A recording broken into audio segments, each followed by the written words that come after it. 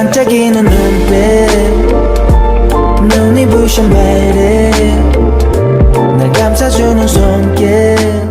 Shin Yojin had a plan to protect Guhana and make Yoon Se-young lose everything. She was carefully working on changing Guhana's identity to that of Yoon Yujin step by step, making sure there were no mistakes. She didn't need to deceive everyone, just Guhana. By manipulating an old newspaper article, they made it seem like Yoon Yujin had gone missing at age 6 or 7, even though Guhana only had memories from after the fire when she was 7. With her blurry childhood memories, Guhana wouldn't remember the truth. Shin Yojin planted a memory of Yoon Yujin's childhood in her, using photos to convince Guhana of a memory that wasn't hers. It worked just like when parents show photos and ask, "Don't you remember this?" Meanwhile, Choi Myung-ji, with a grin on her face, thought it seemed like her sister-in-law had given up on Yujin, meaning the Hyesung group would now be hers. She had a strange feeling though. Could that quick service she had gotten earlier really have been a death certificate? Though she hadn't seen the documents, she suspected it now as she watched Shin Yojin's actions. She nearly laughed but held it in. At home, Shin Bang-ul was taken aback by Shin Yojin's boldness, especially when she suggested taking down a family photo that included her daughter. Was the chairman really giving up on finding her daughter? Shin Bang-ul carefully took the photo down and kept it safe, believing the chairman would want it back someday. But Choi Myung-ji, irritated, couldn't understand why Shin Bang-ul was so calm about it. Later, as Choi Myung-ji tried to enjoy a rare moment of happiness, her plans were interrupted. She watched in shock as Shin Yojin took out a divorce application and signed it right in front of her. The divorce meant everything would change for her and her daughter. If Shin Yojin divorced Yoon Sung-ho, Yoon Se-young would no longer be connected to her by marriage. It hit Choi Myung-ji hard, and she knew she had to stop her. But Shin Yojin was resolute. She made it clear she wasn't giving Se-young a penny of the inheritance. Choi Myung-ji, unable to say anything in response, left the room. But as soon as she was alone, frustration boiled up inside her. She was angry at how Shin Yojin had used her for 20 years, leaving her with nothing. She felt betrayed and vowed to get revenge, even if it meant killing her. The next day, he met with Detective Joe to make a plan. Detective Joe was hesitant, warning her about the risk, but Choi Myung-ji promised to pay whatever it took. Soon after, Choi Myung-ji's world turned upside down again when Guhana showed up, and Shin Yojin shocked her further by revealing that Guhana was actually Yujin, the missing girl, through DNA test results. Choi Myung-ji was completely thrown off. How could Guhana be Yujin? Her mind raced with thoughts of how everything was changing. If Shin Yojin's plan succeeded, everything would belong to Guhana, and Choi Myung-ji would lose everything. Desperate, she called off her plan with Detective Joe. She was still plotting though and vowed to find a way to turn things around. But no matter what she did, it seemed like she was just playing into Shin Yojin's hands. Her perfect plan to protect Guhana and ruin Yoon Se-young was already in motion, and it might be too late for Choi Myung-ji to do anything about it.